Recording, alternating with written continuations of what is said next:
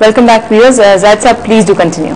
जी, जैसे हमने अर्ज किया ना आपको, इन्होंने पाकिस्तान को मकरूज कर दिया और अपने गमाश्ते बिठा दिए हुकूमत में. Now what?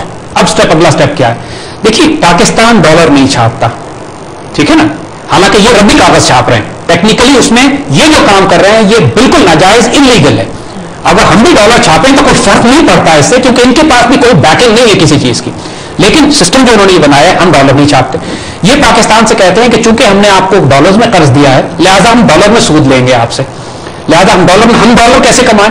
इसके लिए पाकिस्तान से कहते हैं कि ऐसे करें कि जो खजाइन अर्द हैं, जो आपकी जमीन के खजाने हैं, वो आप हमें एक्सपोर्ट करना शुरू करें. इसको कहते हैं एक्सपोर्ट्स. लिहाजा आप पूरी दौलत अपनी, आपका तेल, आपकी गैस, आपका चावल, आपकी गंदम, आपके हीरे, आपके जवाहरात, आपका सब कुछ जो आपके मुल्क में निकलता है, आप कॉटन, उसको आप एक्सपोर्ट करना शुरू करते हैं इनको. इस एक्सपोर्ट के नतीजे, और ये आपसे रद्दी के रेट, जिस तरह हमने अर्ज किया ना आपको कि पहले 110 साल इन्होंने तेल की कीमत को $3 से नीचे रखा है, क्योंकि मुसलमानों का तेल था और इस्तेमाल इन्होंने करना था, लिहाजा तेल की कीमत को बढ़ने नहीं दिया इन्होंने. आप हैरान होंगे कि जो कमोडिटीज गरीब मुल्क एक्सपोर्ट करते हैं उनकी कीमतें 50-50 साल स्टेबल रहती हैं, बढ़ती नहीं है. पाकिस्तान से इन्होंने कहा कि अपनी दौलत हमें दीजिए. हमको कीमत की अदायगी में अगेन डॉलर्स देते हैं, ये जो हम एक्सपोर्ट करते हैं अगेन डॉलर्स देते नहीं है. फिर हमारे अकाउंट के आगे लिख देते हैं कि पाकिस्तान को 20 करोड़ डॉलर हमने अदा कर दिए, जो पाकिस्तान के अकाउंट में लिख दिए गए, और फिर खुद ही कहते हैं कि वो डॉलर्स हम सूद की अदायगी में वापस भी ले रहे हैं. अब जरा एक चीज नोट कीजिए, हमसे रियल वेल्थ ले रहे हैं, ये हमारे खजाने लर्द, हमारे जमीन के खजाने एक्सपोर्ट हो रहे हैं. इन रिटर्न ये हमें क्या दे रहे हैं? रद्दी डॉलर भी नहीं दे रहे, हमारे अकाउंट के आगे लिख रहे हैं, और फिर जो पेमेंट कर रहे हैं उसको भी सूद की अदायगी में वापस ले जा रहे हैं. यानी over a period of time होता यह है कि हमारा पूरा मुल्क लूट के नोच के ये ले जाते हैं. कर्ज अपनी जगह खड़ा होता है क्योंकि सूद की अदायगी पूरी नहीं हो रही होती, और वो कर्ज जो इन्होंने दिया ही नहीं है कभी हमें, टोटल झूठ और फ्रॉड पे मोड़ नहीं, लेकिन मुल्क लूट रहे हैं. देन व्हाट दे से कि यार ये मुल्क वाकई इतनी मेहनत कर रहा है.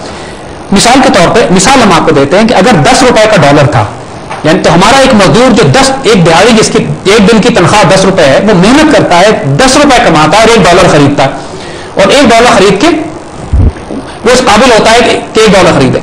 ये देखते हैं कि ये मुल्क इतनी मेहनत कर रहा है कि ये तो कर्ज जल्दी उतारने के चक्कर में, तो ये खुद ब खुद पाकिस्तान को फोर्स करते हैं IMF के जरिए, वर्ल्ड बैंक के जरिए, हमारे उन करप्ट हुक्मरानों के जरिए कि करेंसी डिवैल्यू कर दीजिए. मिसाल देते हैं, मतलब 10 रुपए के बजाय 20 रुपए का डॉलर कर दिया इन्होंने.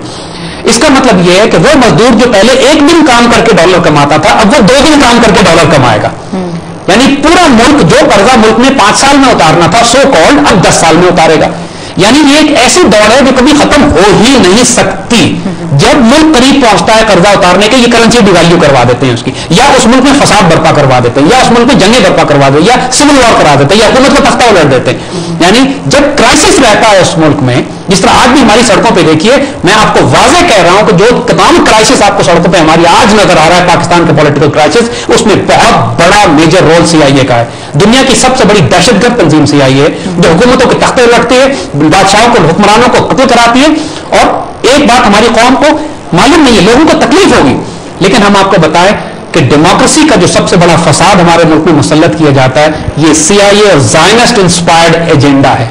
लोगों को बड़ी तकलीफ होगी इस बात पे. लोग जो इस बात पे ईमान रखते हैं कि जमहूरियत इस मुल्क के लिए सबसे बड़ा हल है, देखिए इस मुल्क में कोई जमहूरियत नहीं है. जिस मुल्क में CIA फंडिंग होती हो, हुक्मरान बिके हुए हो, मीडिया खरीदा जा चुका हो, गद्दारों की एक खेप लगी हुई हो, और 250 सियासी जमातें हो. अपने मुल्क में ये 2 सियासी जमातें रखते हैं, 1.5 सियासी जमात रखते हैं. हमारे मुल्क में सैकड़ों होती है, भांत भांत की बोली होती है और मुंतशिर हो जाती है. ये तमाम गरीब मुल्कों के साथ भी सलूक करते हैं. जिस मुल्क को इन्होंने तबाह करना हो, वहां सियासी इंतशार बर्पा कर दिया जाता है. अल्लामा इकबाल का बड़ा खूबसूरत शेर है, जिसको वो कहते हैं कि फिक्र हो अगर खाम तो आजादी अफकार, फिक्र अगर हो खाम तो आजादी अफकार. कौमों को तबाह करने का है बहाना.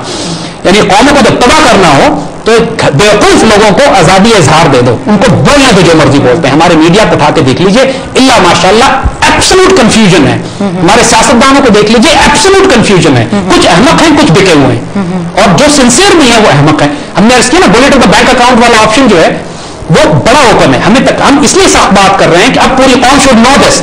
डेमोक्रेसी ढकोसला है, ड्रामा है सिर्फ एक इस मुल्क में, क्योंकि इतनी हेवी CIA फंडिंग है यहाँ पे, इतनी हेवी इंडियन फंडिंग है इस मुल्क में. कोई इंडिया को बिका हुआ है, कोई CIA को बिका हुआ है. और जो मुल्क के हैं, जो मुल्क के नेशनलिस्ट हैं, जो मुल्क के लिए कुछ करना चाहते हैं, उन्हें या कत्ल करा देते हैं या हिलने नहीं देते. और जिनके बैंक अकाउंट स्विट्जरलैंड में रखे हुए हैं, उनको मुसल्लत किया जाता है इस मुल्क के ऊपर.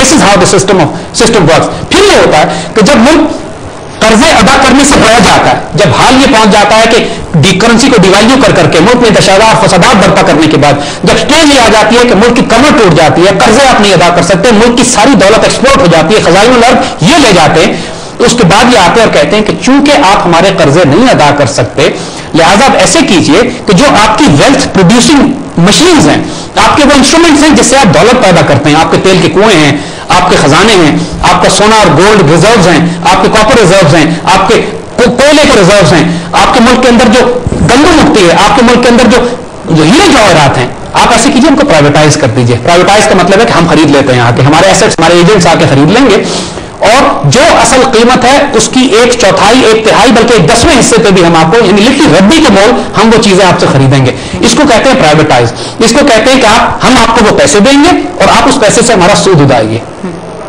ٹھیک ہے زید صاحب, آپ ہمیں کرنٹ سچویشن کے اوپر لے آئے ہیں جو ہم اس وقت فیس کر رہے ہیں اس ملک میں, اس پہ ہم جاری رکھیں گے ڈسکشن, لیکن اس سے پہلے ہم ایک بریک لیں گے.